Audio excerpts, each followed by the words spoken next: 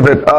Okay, let's, I guess, so as far as logistics, let's maybe start talking logistics. I have the midterms I gave back last class.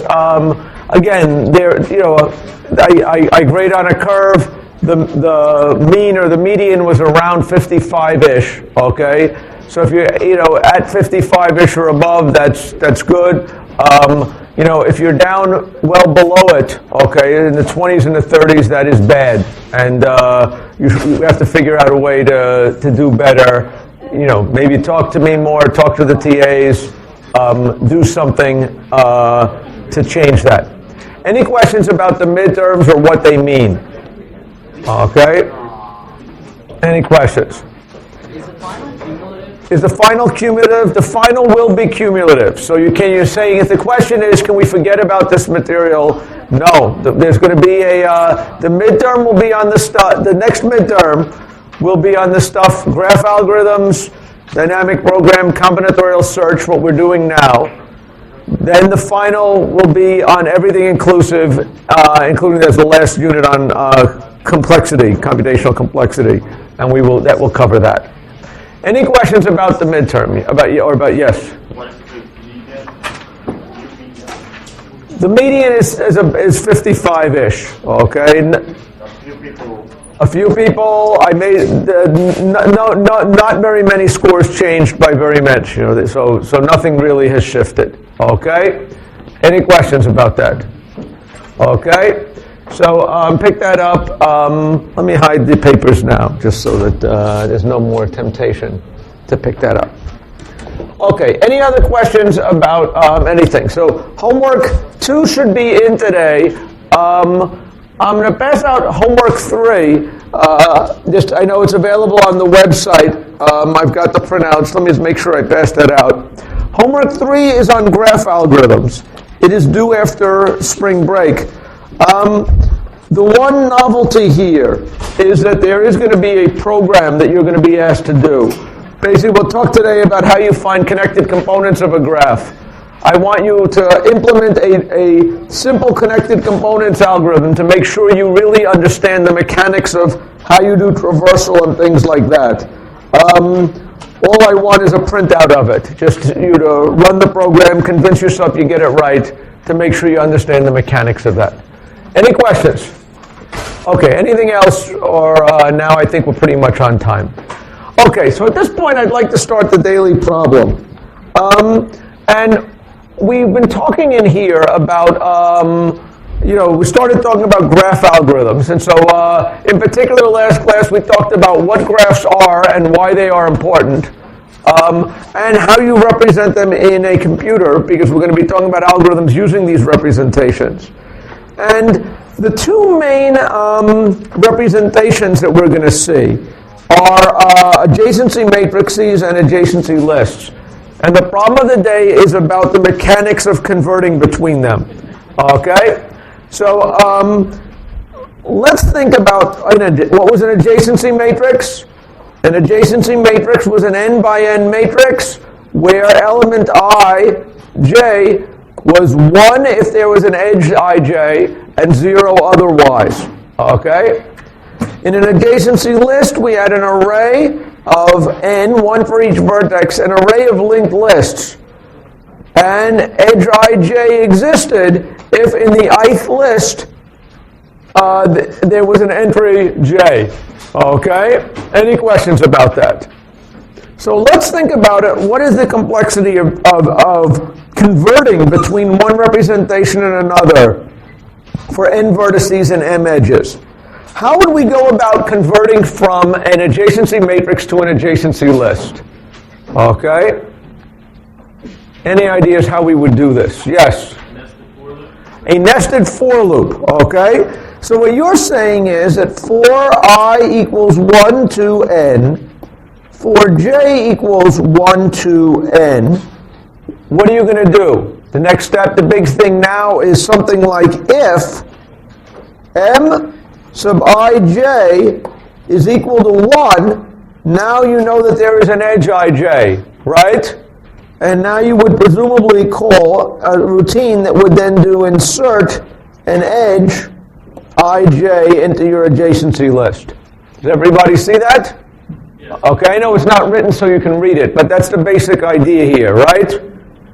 So what is the complexity of this thing going to be? How much time should it take to insert edge ij into an adjacency list? Okay? To insert one edge, let's start it simpler. To insert one edge into an adjacency list, how much time does that take? Yeah? I would take m time, where the amount of edges. To insert one edge into an adjacency list, how much time does it take? Yes. Constant. What are you going to be doing? To insert it in, okay, I'm going to go to the list I mean, there's a question of whether you're searching or not, okay? To insert an edge in there, simply, it's just a question if I'm inserting edge ij, I'm going to be inserting an element j, okay, into the linked list, the ith linked list. That should be constant time, right? I'm just going to insert it in at the head. Likewise, I'm going to be inserting an element into the jth linked list. I'm going to be inserting a new element I, right? If I have to look to see if there is an edge there before, then I would have to take time proportional to the degree, right? But in this particular case, I am not inserting any edge. I know I'm only going to insert each edge once because each edge is represented, in principle, once in the matrix, okay? So any questions about that? Yes? Since we like arrays so much, can we use the dynamic array to represent a list of adjacencies? Okay, so you're saying since we like dynamic arrays so much, okay, could we use it? So dynamic arrays are good if you are going to be enlarging things, okay? So let's think about a graph where, let's say you don't know the number of vertices. Let's say you're Mark Zuckerberg and you want to represent, you're a little kid in Harvard trying to build this Facebook thingy, okay? And you don't know how many people will eventually join Facebook, right? Then what you're sort of saying here is he should probably have allocated, well, how many people are there at Harvard? There's 5,000 students. I'll allocate an array of 5,000 vertices, right? But then people keep growing. Okay, more and more people join Facebook. You would like to now, maybe, you're now going to want to increase this array. That's basically what you're saying, if I'm correct. Or are you confused now? I need for the list, actually for the list. Okay, so there's two separate things. Does everybody see that if I want to make a graph bigger by adding more vertices, in some sense I've got to ultimately allocate a larger array of linked lists? So everybody see that that's one constraint that I have, okay? So I could use a dynamic array, just to finish the idea, for this thing. And then if I am Facebook and more people keep joining, I can maintain my adjacency list structure without big problems. You're asking something a little bit different. You're saying, why is he representing, if I'm correct, why is he representing the adjacency of edge I, of all the edges associated with adjacent on edge I, why is he representing a linked list? Maybe I could use an array here, okay, and use that instead of a linked list, right? And what's good and bad about that, okay? The good thing is we kind of like arrays, and so there's nothing wrong with arrays. What would be a bad thing about representing the adjacency edges here, okay, by an array instead of a linked list? Okay? Can anybody think of any limitation? Yeah? So difference of size. Difference in size.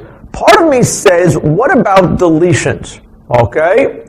So the problem here is that if I think about the dynamic array that we talked about, when we had an insertion, more and more insertions, it would get bigger and bigger, right? But if you think about the edge list here, if we really have a dynamic situations, people on friendship are constantly friending and unfriending everybody. Isn't that what you guys do? Okay, you unfriend people? And presumably the most likely people for you to unfriend, I'm going to guess, are your nearest, your oldest buddies, something like that, right? And so somehow you're going to have some kind of a means. It's not just, if you're unfriending people, you need to allow the array to compact, right? Does everybody see that? That's a potential problem there. And know when you don't have somebody there, okay? So bottom line is, certainly under certain circumstances, it might not be a bad idea to represent it as a linked list, as a dynamic array, okay? On the other hand, the most flexibility would come from the linked list, and so that's why I'm going to deal with the linked list. Okay? Any questions? Okay? Any other questions about this representation? Okay, so does everybody see that if I'm going to be allowing myself to insert an edge into the linked list in constant time, to copy an n-vertex m-edge graph from the adjacency matrix to adjacency list, how much time does that take? Yeah? Is it n times m? No. Okay, yes. N squared. Does everybody see that this is dominated here? It's the number of vertices times the number of vertices times constant, right? Any questions about that? Okay? It's important to understand things on this level. There's points in the class where it's good to be able to sleep, you can sleep through and stuff like that. But this is sort of a basic level thing. And so if you don't get it, I want comments. Yes? I think it's n squared plus m. You say n squared plus m, and I'm going to say no. Okay? Why is this? Okay? What you're saying is, okay, to be honest with you, what you're going to be saying is it is n squared plus m times order 1. Okay? Because what you're sort of saying is that you're going to go through this thing n squared times. You're going to check this, okay? And then for each one of the m edges, you're going to do a constant time operation, right? Now, why do I say this is n squared and not that? The reason is because what's the biggest m can be in this graph? What is the biggest m can be? N squared, as I think of it. Okay, is it n squared minus 1 or divided by 2? To me, n squared. This is why I'm a big O person, right? So I know that because m is in big O of n squared, okay, m times 1 is dominated by the n squared. And so I am willing to ignore that and say that it is n squared. Does everybody get that idea? Okay. Any questions? Okay, good. Any other questions about this routine? Okay. Let's now look at another example. Clearing, Kabunk. And here I'm going to talk about a different kind of representation. A representation which is fairly esoteric, but you don't use it very much, although there is a graph-theoretic reason why I have used an incidence matrix. An incidence matrix is an n by m matrix, okay, where element ij means that that vertex I is adjacent to edge m. Vertex I is adjacent to edge j. Okay? So notice that this is different. This is the number of vertices by the number of edges. I'm going to have a column for every single edge in my graph, right? Every edge has a name, okay? I mean, think about the street. Do edges have names? Well, in a street graph, edges certainly have names, right? So let's assume that every edge has a name for a number, okay, which we'll call its name, from 1 to m. We can now represent a graph by an n by m matrix where m sub ij is 1 if and only if vertex I is part of edge j. Okay? So if I have an edge that goes, let's say, from vertex 2 to vertex 7, then for that particular edge, which is going to be some column, the second entry on that column will be 1, the seventh entry will be 1, everything else will be 0. That is what we mean by an incidence matrix. Okay? Any questions about this representation? Okay? Yes? Can you explain what an incident matrix? Okay, so it's another way to represent a graph. In general, not as useful as the ways we've talked about. So I don't want you to get excited about incidence matrices, but I want you to understand what they are, because we're going to use them in this problem, right? Here we have n. There's going to be every row will correspond to a vertex. Every column is going to correspond to an edge. For any particular edge in the graph, how many vertices are associated with each edge in a graph? How many vertices are associated with each edge in a graph? 2? Exactly right. Okay? So what we're going to do is say this particular edge, which goes from, as I said, vertex 2 to vertex 27, we're going to represent that edge by one of the columns, and that column is going to look like 0 because this edge is not on vertex 1. It is on vertex 2. It's not on vertex 3, 4, 5, 6, but it is on vertex 7. Does everybody see it? So we're going to get a binary matrix where there are exactly 2 row ones per column. Any questions about what this representation is? Yes? Is it like a 2D bit array? 2D bit array. Well, is it a 2D bit array? It's a 2D bit array to the exact same extent that an adjacency matrix is a 2D bit array. Right? Let's think about an adjacency matrix. That was a 2D bit array, right? Because every value of the bit was either 0 or 1. Here, every one is 0 and 1. Okay? But actually, here we know almost all the things are going to be zeros. Okay? Any questions about that? Because there can only be 2 ones per column. Any questions? So there are reasons why people sometimes care about representing things as incidence matrices. One example, if you studied some graph theory, there's a thing called a line graph. And one way to represent line graphs that turns out to be very interesting algorithmically is an incidence matrix. But if you don't know what I mean, that's not at all important. Okay? What is important is you are now asked to convert an adjacency list to an incidence matrix. Okay? How would we do this? Okay, so your input now is one of these adjacency list things. Ka-chunk, list, list, list, list. You want to go from that to this. How would we go about doing that? Okay? How would we construct that? Yes? If you iterate over all of the vertices, and then for each one of the vertices, and then for each vertex that is disconnected to with an edge, you would then add the vertex to the incident array for that. Okay, so what I'm hearing is something like this. Okay, let me ups, boops. No, not happy. Go away. Bunk.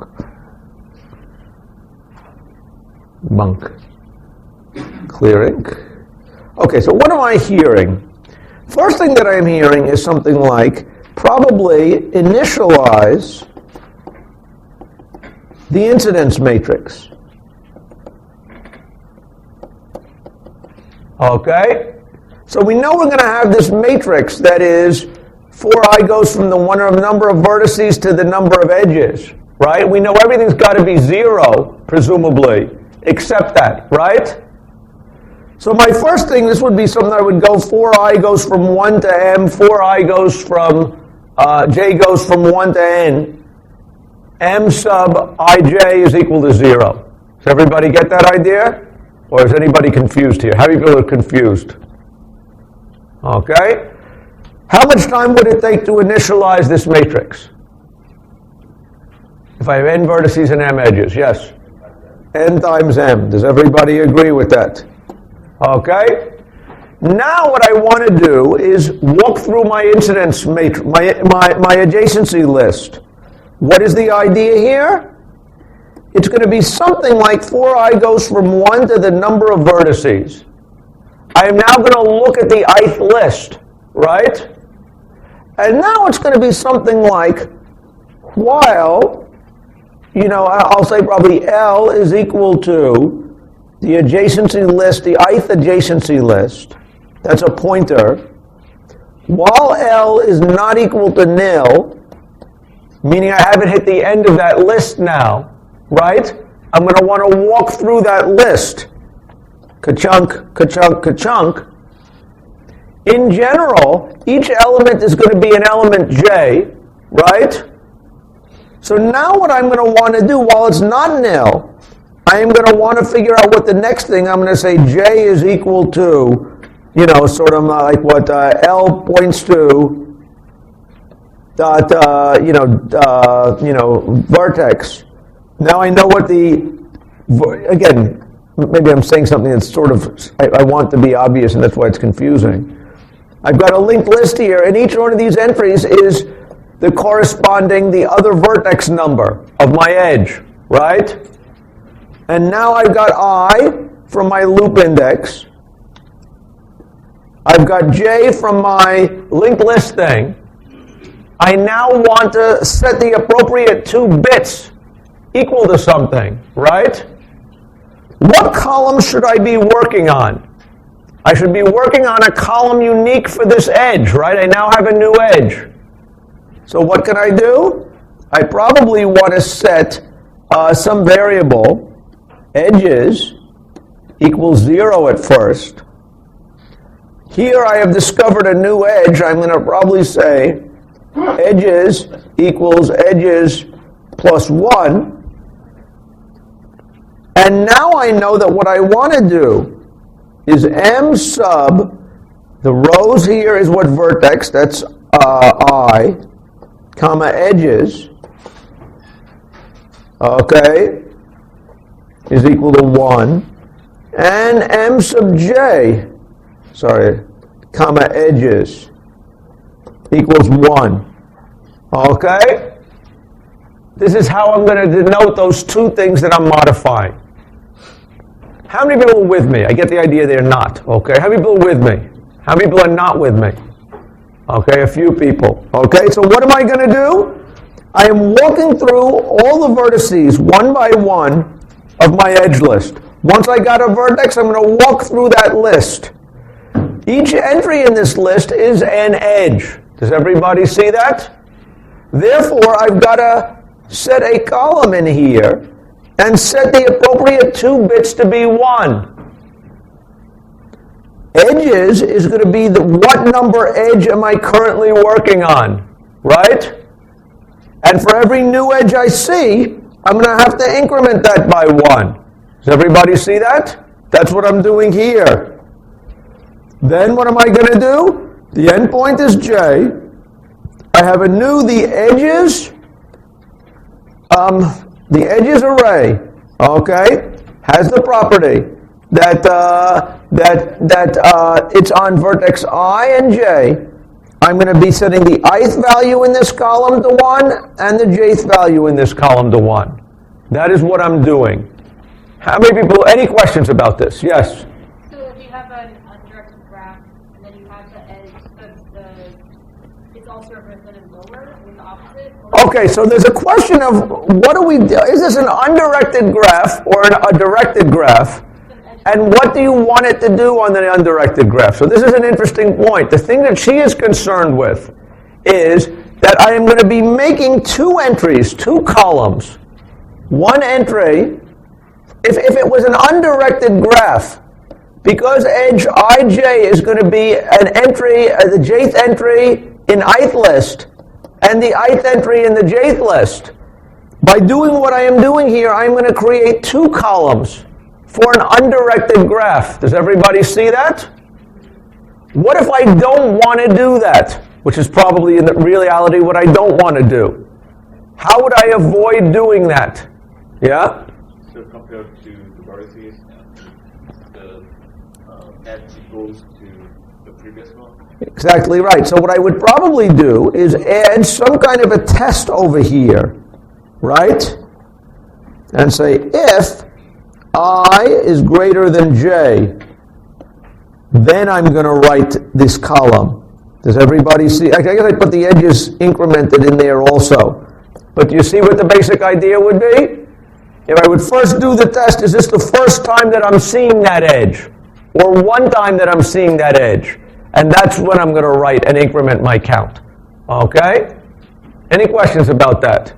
So this way I'm only going to make one column for each undirected edge. Before, I would be visiting every edge twice. Okay? And so I would be making 2 copies. Any questions about that? Okay? What's the time complexity of this algorithm?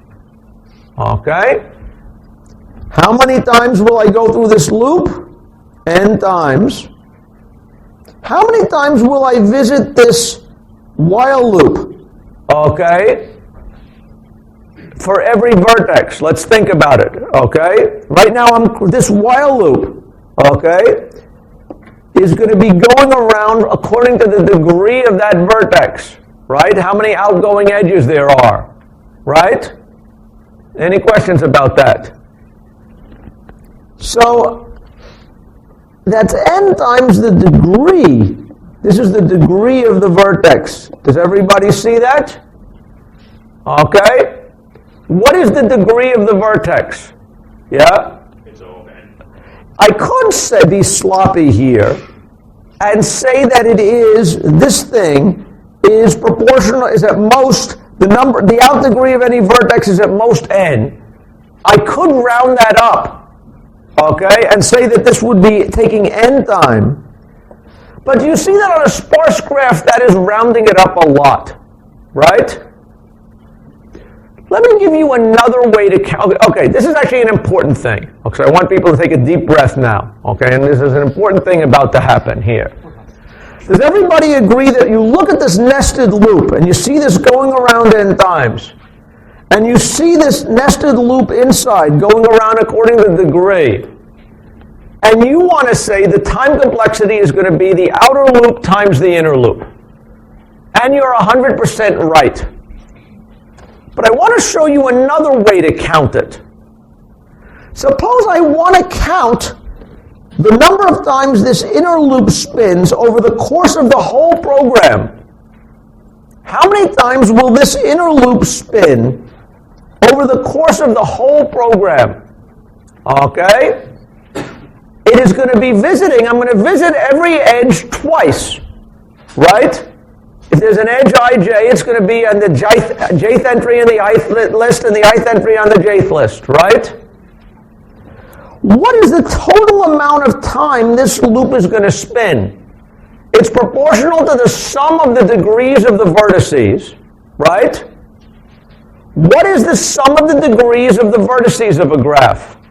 Yeah? That's order m. It's order m. Does everybody see? In fact, what is the sum of the degrees of a vertex? It's not order n, it's exactly 2m. 2m. Does everybody see that? So when we count graph algorithms and efficiency here, we can sloppily say it is the number of things times the biggest possible number of things we're doing. Or we could say the total number of things done here is proportional to the number of edges, right?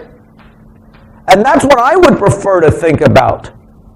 And so the total amount of time for this code fragment is going to be order n plus m. Okay? Let's think about that. Okay, does everybody, how many people see why that is? Raise your hands. How many people don't see why that is? Okay, this is a critical thing with the graph algorithms thing. What is the complexity of something where, well, the paradigm that we're doing here is basically something that says, you know, for each vertex, you know, basically visit each adjacent edge. Okay? The time that this is going to take, if this is vertex I, this is going to take time proportional to the degree of vertex I. the sum of all the degrees of vertex I, as I goes from 1 to n, is equal to twice the number of edges. Okay? So this particular program, the wrong way to interpret it is nested loops. The right way to look at it is in terms of all we are doing is visiting every edge of the graph. Okay? Any questions about that? So this is an algorithm that takes order n plus m time. Okay, yes? What's the degree of a vertex? What is the degree of a vertex? The degree is how many edges are incident upon it. In the case of Facebook, it's how many friends do you have? That is your degree. Okay? And I guess in Facebook, the more friends, the better a person you are, or something like that. Okay? But it's proportional to the degree of it. Any questions about that? Okay? So this is, in fact, this is important to see, because this is why a lot of graph algorithms on adjacency lists are going to be linear. Okay? Because we're going to separately charge the work done to vertices and the work done to edges. Any questions about that? Okay, that's good. One question, why did I write, okay, n plus m instead of just order m or order n? Okay, yeah? There are no edges. It's still going to go. Right, so suppose, let's say we have a group of people who are distinctly unfriendly in Facebook, okay? And none of them have any friends, right? I am sure that there is a set of hermits who have registered for Facebook pages, right? And there are n of them. If they have no friendships between them, the time it would take to do this would be order n plus the number of friendships, which would be 0. It would not be order m just because we have to visit every vertex to discover that they had no friends, right? Any questions about that? So in general, walking through an edge list is something that takes n plus m time. Any questions about that? Question like, I don't see what you just said, is a good question. Any questions about that? Okay. Finally, let's go back to the last problem now. So actually, how much time would it have taken? Let's now finish the job up here. How much time does it take to convert an adjacency list representation to an adjacency matrix representation? Okay. What did we have to do? We had to initialize the matrix, and then we had to copy the ones over, right? Copying the ones took this much time. How much time did initializing the matrix to all zeros take? N times m time. So it's nm plus this thing. What is the complexity total? Nm. This is a bigger thing than this, right? So that's interesting that in this case, the more expensive thing is actually writing out all the zeros. Any questions here? That's one reason why people don't use incidence matrices for a whole lot. But let's keep going. How would we convert an incidence matrix to an adjacency list? Okay, now we have got an n by m matrix with exactly 2 columns in here. Okay? And we want to, from this, build a nice adjacency list structure. What do we have to do that? Okay? Any ideas how we would go from this adjacency list to that? Yes? We could go through each row of the instance matrix, and then for each row. So do we want to go through, you're saying go through each row. What is the row going to look like? It's going to have how many ones? Depends the degree of The number of ones will be the degree of the vertex, right? But all you're going to learn really is that if you go by row, that what their degree is. It's not clear that helps you figure out the topology of the graph, right? So how do we figure out the topology of the graph? Yeah. Now if we go through this column by column, what is interesting? I will cruise down this column and find what is the edge that matters, right? The two vertices in that column, which are given by the indices. The rows, for this column, the rows such that those entries are 1s and not 0, defines the endpoint of an edge. Does everybody see that? So the algorithm is going to go something like, for I equals 1 to m, for each edge in the graph, I'm going to want to do for j equals 1 to n, if, m sub ij is 1, then I'm going to keep track of j.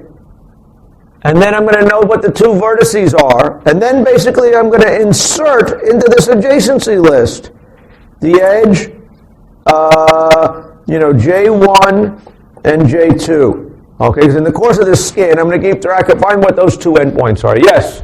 All right, so you're saying you start with the first column, find the first one and the second one. So Yes. you go through every element in the first column, and then you're going to go to the next column and go through every element. Yes. So I was going to say go through the row, find the first one, and then go to the column and find the first one. So you'd be essentially doing the same thing. Okay, in some sense, if you look at all the columns and you look at all the rows, in principle, you're looking at the same everything. Okay? Conceptually, the idea of what we want to do is add an edge when we find it, right?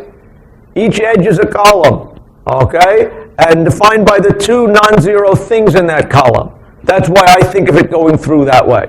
There may be a way to, view it another way, but that's not the way I think about it. Okay? Any questions about it? So what is the complexity of this thing? Okay? We are going to be doing, it looks like, first we also had to have initialized the adjacency matrix to nil, adjacency list to nil. Does everybody see this? Init the adjacency list. That's going to be for I goes from 1 to n. I've got to initially make all these pointers nil. Does everybody see that? This is going to take order n time to initially nil out every one of these pointers. Then I'm going to cruise through my adjacency matrix. Once I've got my two values, I'm going to insert it. Each insertion is going to take constant time, of which there's going to be a total of m of them. But the dominant time is going to be scanning this matrix, which is going to take m times n. This conversion would be order m times n. Any questions about that? Any questions about these basic manipulations with these things? Okay? Any questions? Okay, it's important you guys understand and know how to work with adjacency lists, especially. Any questions? Yes? That's an array of linked lists? And this thing over here, an adjacency list is an array of linked lists. That is what an adjacency list is. Any questions about that? Okay, good. Okay, so that is the basic notion of how do we represent the graph and how do we do, basically just convert between representations. Now let's start talking about things we really want to do on a graph. And the first thing that I claim we really want to do on a graph is learn how to traverse it, okay? Graph traversal, okay, is basically means visit every edge and vertex in the graph, okay? It's sort of exploring a graph. You have a graph, you have a vertex. You'd like to explore everything that you can reach by walking on the graph from this point, okay? I claim that the graph traversal problems are sort of like getting out of a maze. If you view a maze as a graph, how would you, what do I mean by viewing a maze as a graph? What does a maze look like? Okay, I picture a maze as looking something like this stuff, right? You have some kind of a notion that there's sort of walls in a maze, right? And that at certain points there are branchings, where there are multiple paths you can take. Do you see that you could represent a maze by being there's a vertex for every junction. There is an edge between any two junctions you can walk to. Okay? The problem of getting out of a maze really reduces to starting from where you are, walk over the entire graph systematically so you know a way to get to you discover the particular vertex that is the exit of the maze. Does everybody get that idea? So there is a connection between traversal and getting out of mazes. Any question? How many people see that connection? Or am I going too fast? Who just sees it? Who doesn't see it and wants to see it? Nobody. Okay? So our goal is going to be, how do we explore a graph completely with two goals? First, we care about correctness. We want to make sure that we visit every edge of the graph, every vertex and every edge of the graph that is possibly reachable from where we are. To get out of a maze, you have to make sure you are always going to find the exit, right? So that is the correctness issue. There is also an efficiency issue, that we don't want to visit the same vertex or edge again and again and again and again and get trapped somehow. In an ideal world, we're going to want to visit every edge, it turns out, at most twice in the course of our walking. Any questions? Now, how do people get out of mazes? Has anybody ever known any algorithms for getting out of a maze? Yes. Just what? Okay, so the idea that people usually hear is that the way to get out of a maze is you put your hand on one of the walls and keep walking along. And the claim is that if you start putting your hand on one of the walls and keep walking around, you are never going to always get trapped and visit the same place over and over again. The claim is that I will be able to get out of the maze that is this room and find the exit by keeping my hand on the right-hand wall. Does everybody see that it isn't working? Okay? What is the problem here? The problem is you've heard this story before. How many people have heard this idea of how you get out of a maze? Okay? So there is some truth in what she is saying. But you see that it's not complete truth here, right? I am walking. My problem is this is not correct, because I am not systematically visiting everything in the room, right? And it is not efficient because I don't know how I'm going to stop, right? So those are the key issues here, yes? Is it because there's more than one component? The reason turns out why this doesn't work is because there's more than one connected component in this sort of underlying graph that we're talking about, okay? Which, but it's a little bit, let's say it's related to that, but it's a little bit, bottom line is, this is why graph traversal is not a trivial thing. Now, has anybody ever read any myth or story about somebody who got out of a maze? Has anybody read? Yes. What did they do? They left a yarn behind them to show the paths that they walked. They left a yarn behind them. Does everybody see? This is one thing I did not do here. You've heard about this, I guess, in the Minotaur, I think, in the Greek myth. They had he spent years building up a long string of yarn. And then he left the yarn trails behind them, okay? And that was to remember where he had been. That's an important part of the search, right? Other people, you've heard about dropping breadcrumbs behind them, right? To make sure that they know where they've been, right? And then the birds come and eat the breadcrumbs and the guy's out of luck, right? Okay. These are the issues that come up in graph traversal. This is why it is not quite as simple as it seems, okay? Any questions? So what is our idea in graph traversal? The key idea is we are going to mark each vertex when we first visit it.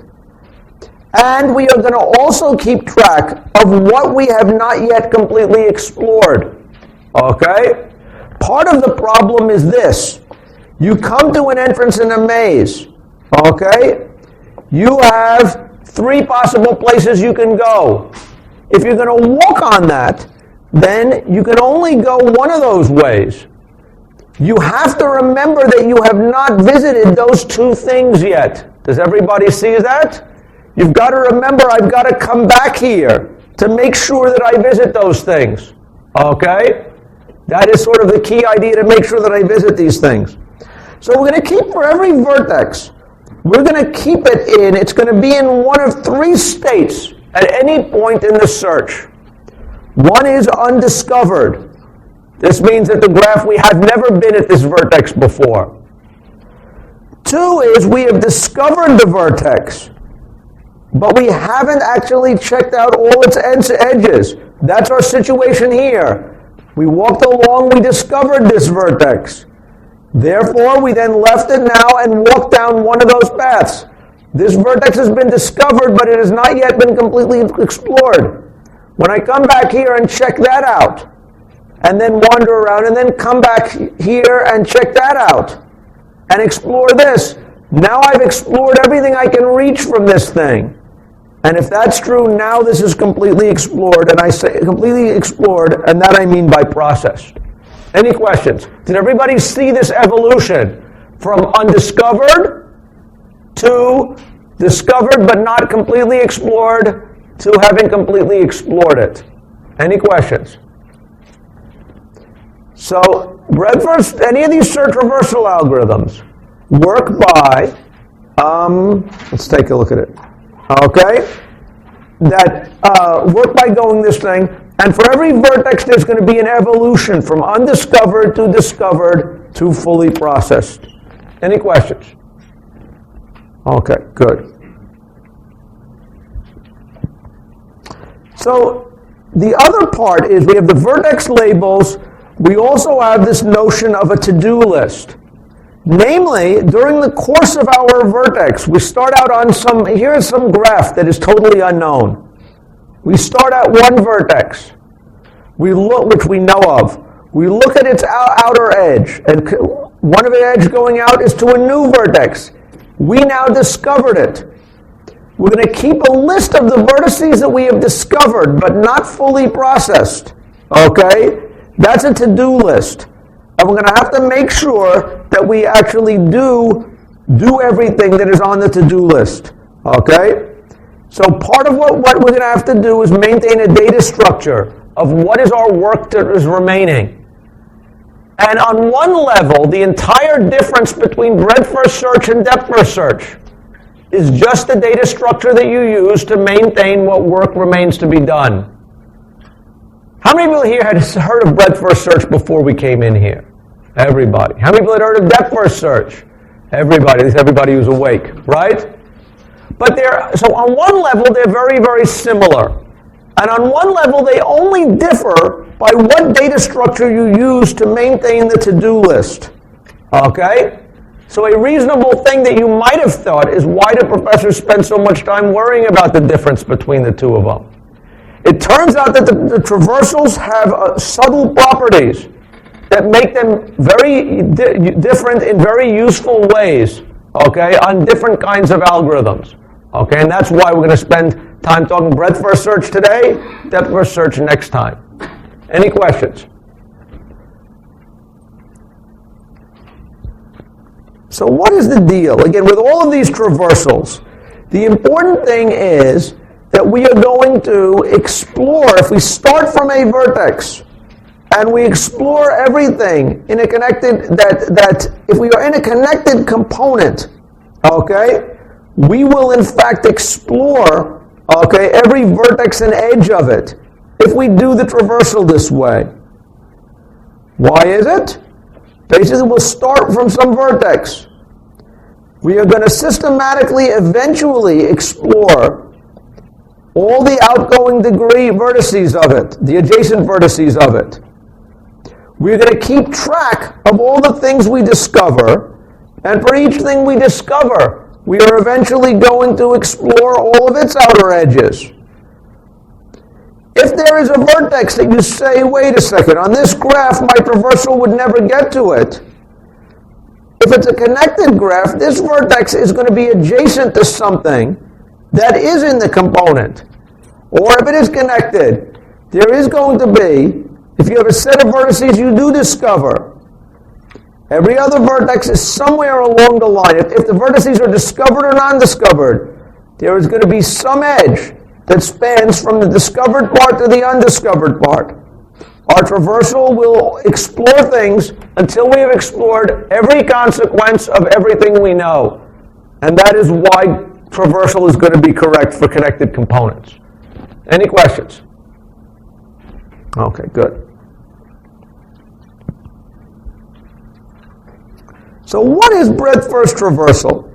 Okay, let's look at the implementation, because I think the details here matter. Okay? In my implementation, again, there's different ways you could implement it. I don't want to say my code style is the best or anything like that. But basically, we agree that it's got to evolve. Every vertex is going to evolve from being undiscovered to discovered to processed. The way I'm doing it is I have two Boolean arrays, processed and discovered, okay? And when a vertex is, and this is, I have an entry here for every vertex in the graph. For vertex I, initially, processed is going to be false, and discovered is going to be false. When I discover the vertex, I am going to set the discovered flag to be true. When I finish processing the vertex, I'm going to set the processed flag to be true. Okay? And this is going to be how I record my state. Any questions about that? I am also, for breadth-first search, and actually for depth-first search too later on, keep track of another useful thing, which is the parent. If you think about it, in the course of discovering something, okay, every vertex, when it is discovered, there will be one other vertex that discovered it. Okay, how are we going to discover a vertex? The first vertex we are saying is given. We're then going to go and explore all the outgoing edges from it. When I explore the outgoing edge from this, if this vertex was not discovered before, now it is discovered. If I am vertex I and this is vertex J, if I discover vertex J before any other vertex discovered it, I am the discoverer of it. And the discoverer of it is going to be called the parent. Any questions? How many parents can a vertex have by this model? Okay, yeah, how many? One, it's parent, it's a discoverer. How many times can something be discovered? In principle, it can only be discovered once, right? The fact is that one vertex could discover many things. Columbus discovered many things, right? But each vertex can only be discovered once. And that means that there is sort of a tree on the vertices imposed by this breadth-first search procedure. Okay? Does everybody see what I mean? The discovery relationship is going to give us a tree. Okay? And that tree, the breadth-first search tree, is going to have properties that we care about. Any questions? Okay, ka-chunk. What is my code going to be? First, to initialize my search. For every vertex, I've got to initialize my state vertices. No vertex has been processed or discovered. No vertex has a parent. That's why I set it to be -1. That's the initialization phase of my search. The actual search, kabunk, kabunk, kabunk, is going to look something like this. To hold my discovered but not completely explored stuff, I am going to use a queue, a FIFO queue, first in, first out. Okay? What am I going to do? I'm going to start my search. I have to start on some vertex of the graph. Let's say start is the start vertex. What I'm going to do is first go to take my queue, initialize it to empty, then say vertex 1, okay, my start vertex is one that I have discovered because somebody told me about it. I'm going to stick it in the queue of stuff that's been discovered but not completely explored, and then announce at the flag to say that I have discovered it. And now vertex 1 is start is discovered, and it is in the queue to be explored. The main thing of breadth-first search is a loop, a while loop. While there is something on the queue, take the next vertex off the queue. If I want to do something with this vertex, I have augmented my search with routines where I can do something with this vertex now that I'm there. If you think about it on a trip, you want to make a trip, you visit everything. Often you want to do something. Maybe you want to take a photograph when you're at a vertex, right? You need to have a place to actually do something.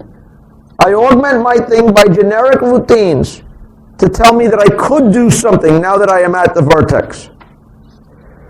Once I remove it from the to-do work, I say, now I have processed this vertex, okay? Because I'm taking it off to do, I'm now going to go process it. What I'm going to do is look at all the edges coming out of vertex V. This is P here is going to tell me. These are the edges associated with vertex V. While that list is null, okay, not null, meaning that there is an entry on it. Find the other edge point of that edge. By walking down, this is now, here's my linked list, here is V. I've got a linked list for this. Y is the other endpoint. If Y has not been completely processed, then I'm going to visit this edge, and if I want to do something on this edge, I'm going to do it. Process vertex and process edge are routines I'm allowed to do when I visit that vertex. Otherwise, if I have discovered it, I'm now going to check to see, is the endpoint that I have discovered, vertex Y, has that vertex been discovered yet? If it has not been discovered, then I am the discoverer of it. Okay? And what does that mean? I am going to get noted as vertex Y has been discovered. Vertex V is the one that discovered it, so that's why the parent thing is here. I'm going to stick vertex Y in the queue of stuff to be processed later, and basically just keep looping through it. That is the breadth first search algorithm. Any questions about that? Yes? What was the edges array? That was the adjacency list? Yes, the adjacency list I am representing here by something called an edges array. Okay, if I look at this thing here, I have my graph G. Here it says that G is my graph, okay? And in this case, I have G points to edges. That is going to be the vertex, the array associated with the edge list representation of G. Okay? Any questions? Okay? This I recognize is boring to hear. But graph algorithms are very subtle, and it's important that you understand what is actually going on in this routine. Any questions about that? Okay? Fair enough. So if we believe that, okay, let's look at an example. What is going to happen when we visit vertex 1? We're going to have our queue of stuff we want to do. Originally we put vertex 1 on it. All the vertices were not discovered before. Once I start searching for vertex 1, this vertex has been discovered. Does everybody see that? In the course of doing that, what am I going to do? I'm going to look at the outpost edge. Here's another edge. Vertex 2 had not been discovered before. I'm going to add 2 to my queue. Actually, I'm now exploring this, so I took 1 off my queue. And I have discovered 2. I have discovered 5. You put 5 on my queue. I have discovered 6. Now I have completely explored all the outgoing edges from this. This vertex is now completely explored. Okay? What am I now going to do? I am now going to start from my the oldest thing in my queue, which happens to be 2, and start searching from here. I look at the outgoing edges. 2 goes to 1, but 1 has already been explored, so that's not anything that I've discovered, right? 3 I have not done. 3 is discovered. Does everybody see that? In fact, actually, I guess one way to think of it is the discovery is filling in this tree. Okay? 2 is discovering, okay, 2 is now visiting 5, but 5 has already been discovered. That edge is not interesting. Now I have completely explored 2. From 2, I'm now going to look at the next vertex. Okay, 3. No, next vertex is 5. Because 5 is the next thing that I am told to do in my queue. From 5, I look at the outgoing edges. 5 to 2 is just going back to its discovery. No, 5. 5, its neighbors are 1, is its discoverer. Okay? There was an edge going back that way. 5 will discover 4. Okay, now 4 has been discovered. What do I now do? I go to 6. 6 here, I've explored all of 6's outgoing edges. Nothing has happened. I now go to the next element in my queue, which is 3. I look at 3's outgoing edges. I have discovered another edge, going from 3 to 4, but 4 had already been discovered, right? Actually, let me erase that. That's not what I want to do. Okay? And then when I finish this thing, I now look at 4, all outgoing edges. Now that this queue is empty, I am done. Any questions about that? The important thing is this way I have visited every vertex in my graph, okay, and I have got a tree of discovery. Okay? Any questions about that? Okay, good. Okay? Now, in using traversal for something, note that I am visiting every vertex in the edge. If you looked at my implementation, I have places in the code where I allow you to specify your own process vertex and process edge function. This is how you use traversal for what you care about. Okay? If you want to print out the vertices of the graph, you would do it by adding the appropriate statement here. The more complicated algorithms we're going to build out of depth first search and breadth first search are going to work because during the unique time when I visit each edge and each vertex once, I'm going to take the right action. Okay? And so this payload is kind of really why you're doing the traversal. Any questions? Okay.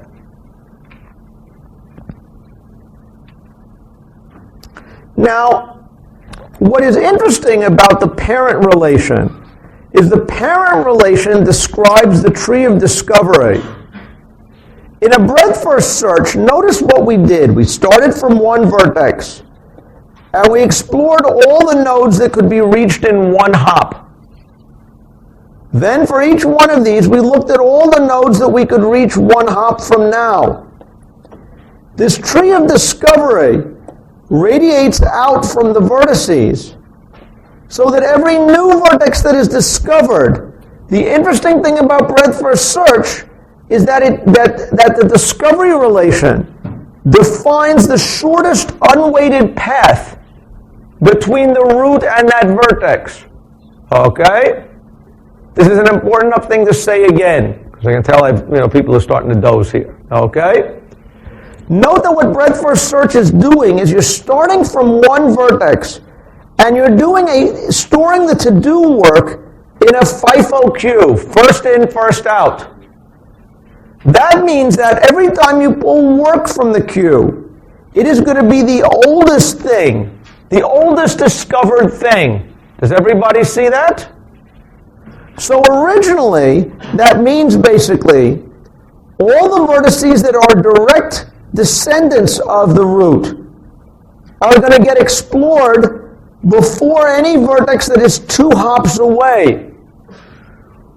That means that any discovery of things that are reachable from these vertices will be made by a vertex that is a distance 1 from the root, rather than this vertex, which happens to be 2 distances from the root. This vertex might also be adjacent to there.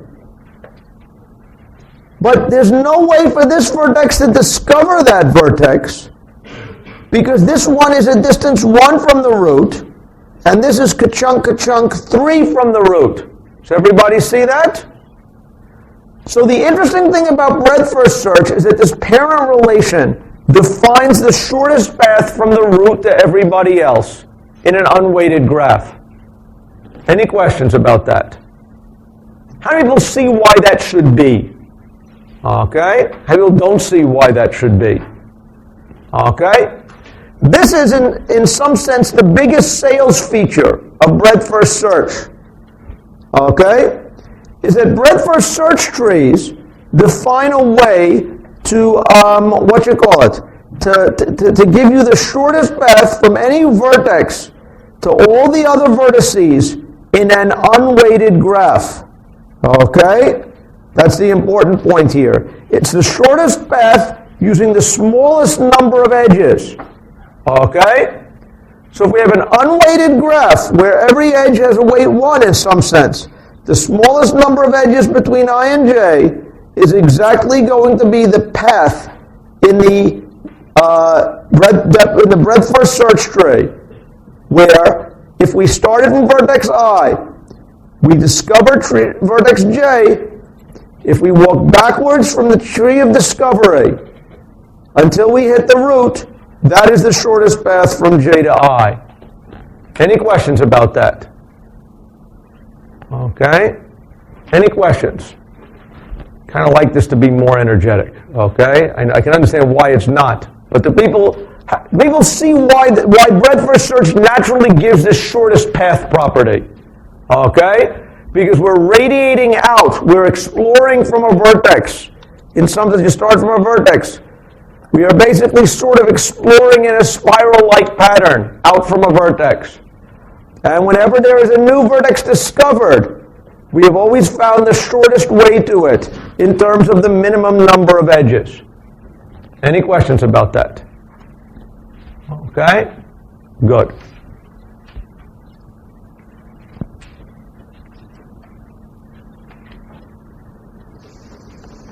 Now here's a question. If we have a tree of discovery, here we have vertex I, this discovered that, this discovered that, this discovered that. How do I find the shortest path, the path in the tree from I to j? Note that the edges in the tree of discovery, each vertex is discovered once. So the edges in the tree of discovery go from a vertex to its parent. Is that right? So how would I find the shortest path given the tree discovery? How would I find the shortest path from vertex I to vertex j? Okay? If I have a tree of discovery where the edges are like this, how would I find the shortest path from I to j? Okay, yeah? Once you find vertex j, you could recursively continue to get the parent until you find. What should be clear is the tree of discovery, because it points to the root. I can't go directly from vertex I to j. I can go in my tree from vertex j to I. Does everybody see that? So to find the shortest path from j to I, I'm going to start from vertex j and then keep walking back in the parent, back, until I get a parent, the parent vertex, or until this vertex, the parent of this is nil. Okay? You could do this iteratively. From here, while the parent is not nil, keep walking back. Or you could do it iteratively. Okay? Or recursively. But to find the actual path involves walking backwards through this tree of discovery. Any questions about that? Okay? So the bread and butter reason why we care about breadth-first search is because this tree of discovery gives me a way to find the shortest path from every vertex to the root, okay, for an unweighted graph. Any questions about that? Okay. Fair enough. So, hold on. Okay. Give me 1 second here. Good. Kabunk. Kabunk. Okay. Let's now start to use breadth-first search as a component for building bigger graph algorithms. Okay? And one of the most important graph algorithm problems is that of finding connected components in a graph. Okay? What is a connected component? Here I have a set of roads. Here I have a set of roads. Okay? If it was a road map, can we drive between here and England? Okay? The answer is no. Why can't we drive between here and England? The reason is that there is an ocean. Does everybody see that idea? There is an ocean between us and England. Okay? Now, if you were to build a road network on the world, every vertex is going to be a junction. There is going to be an edge between any pair of vertices, okay, where there is a direct road between it. Do you see that there is a non-trivial question of how do you tell whether or not there is a path between New York and London? Okay? One is you find the path, okay? But notice that that somehow the road network naturally breaks down into these pieces where you can travel within a piece, but these pieces are separate, okay? The problem of finding connected components is that of isolating what are the separate pieces of the graph, okay? So you can deal with them separately. Does everybody get that idea? Now, when people hear about the connected components problem, they may say, wait a second, this looks trivial. It's obvious there's no way to drive between New York and London. They're in separate pieces. That's only because you're seeing this picture. Does everybody see that I could have, if I numbered these vertices, 1, 2, 3, 4, 5. This graph, what would this graph look like? It would have an adjacency list. Every vertex would have edges coming out of it, right? It is not immediately obvious when you look at this adjacency list that there are multiple pieces of that graph, right? The problem of finding connected components is identifying what those pieces are, okay? And this comes up in lots and lots of problems. I'll show you, before the class ends, how you actually find these things. But by far the most important thing to remember is, what is it, why is it that you might want to find connected components of a graph? Okay? One reason is in a transportation network. Okay? That, again, the reason why, if you go onto Google and you ask to find a road, the shortest way to drive between New York and Pyongyang, North Korea, it isn't going to spend forever looking. Why not? Because it knows that it has pre-processed the road network, and it knows that this is in a separate connected component than that, and there is no way to drive between them. Does everybody see that idea? Why might one need to find connected components in a graph? Let's just think about this. Can anybody think on any of the graphs we've thought about why connected components might be a thing you would want to do?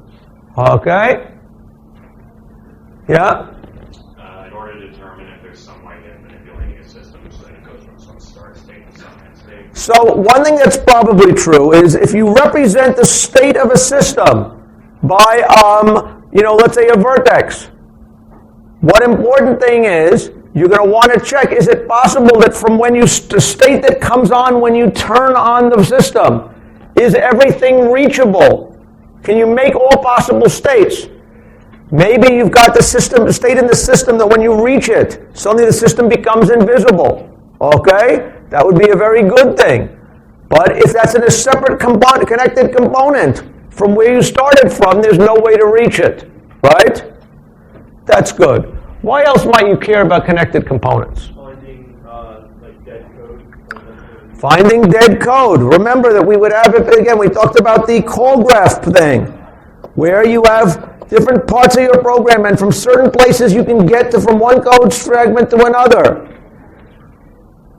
Disconnected components means that there is some code from here that you can't get reach from the other part. And so for detecting the problem of detecting dead code is exactly connected components. Yes, what else? Checking electric see if certain power plants are connected to the tool grid. Okay, so one thing that presumably the little, what do they call them now? What's our local company? Not Keys. It's crap. Yes, that it is. It is crap. But what is the name of it again? LIPA. LIPA used to be something different. Lilco used to be Lilco, LIPA, whatever. But bottom line is, every once in a while there is a storm that comes up and knocks down a lot of power lines. And does the electric company care? Well, ours company, no. But what do they really, in principle, should they care about? You will have power. If here is a power plant and here is your house, if there is a wire, a path between that power plant and your house, you will have lights. Okay? And if not, you won't. So what is the algorithm that they should be checking about? Given the state of which wires are up and which wires are down. Okay? Is the graph connected? Does everybody have their own? Is everybody connected to the grid? Okay? Any questions? So there are a lot of problems that reduce to basically testing whether a graph is in one component or not. Another thing that's true is that almost any graph computation you do, okay, it turns out that that the graph algorithms we work in here almost always assume that the graph is connected. How can you take your graph, if you have a graph algorithm that assumes the graph is connected, what should you do? If you're given a garden variety graph, like the one of here that I was walking around that had problems because it was disconnected, the first thing you should do is run a connected components algorithm. Identify the connected hunks of the graph and run the algorithm separately on each connected component. Okay? So connected components are a big deal. Okay? Any questions? A simple deal, but a big deal. Any questions?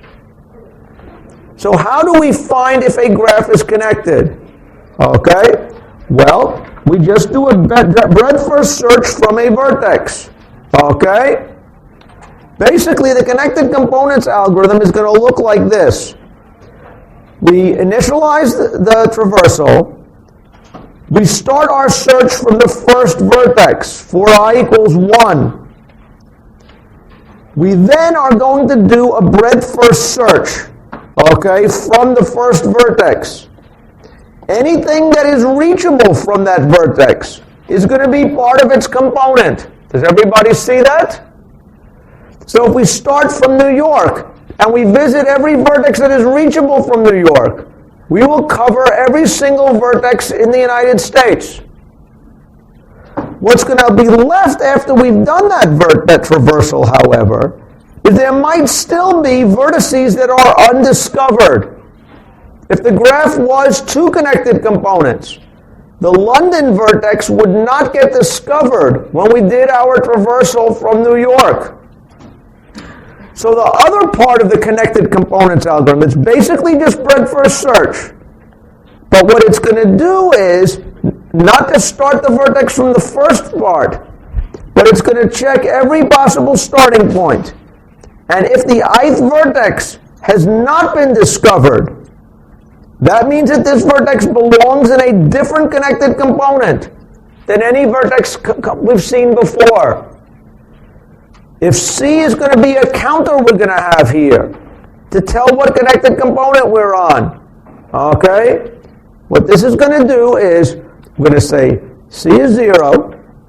Then the moment we discover an undiscovered vertex, C is now bopped up by 1. This is we'll print it out. Everything we visit now is going to be part of component 1. We're then going to loop back, and if we later discover after the search is done another undiscovered vertex, that's going to be part of the next component. Any questions about that algorithm? Okay? Do people see what the idea that it is doing? It is really just a breadth first traversal from every single vertex of the graph. Okay? Except there is no reason to explore any vertex again that has already been visited once in the course of a traversal. Okay? Any questions about that? Kabunk. Clear? Kabunk. Okay, I think I'm going to hold off on 2 colors. But the people see, make sure you understand this components algorithm. Because this is something you're going to have to do on the homework. What is going to happen? You start from the first vertex. In the course of doing the traversal, bop, bop, bop, bop, bop, bop, bop, you're going to discover lots of other vertices. Some vertices will not be discovered. And then you're going to start a traversal from the first undiscovered vertex. What is the complexity of this? If we have n vertices and m edges, what is the complexity of this algorithm? I'll let you go as soon as you answer this. Okay? All of what? When we start from this vertex, what is the complexity of the breadth first search from the first vertex? O of however many vertices and edges are in that component. Right? There could be n, but there's going to be how many are in that component. And what we're going to do is we're going to visit exactly the edges in that component there. The next traversal we do, we will visit all the edges and vertices in that component. Every vertex will be visited once. Every edge will be visited twice. The total amount of work will be proportional to the number of edges plus the number of vertices in the graph. Any questions? Okay, thanks for your attention. Look at this and we'll talk more about it next.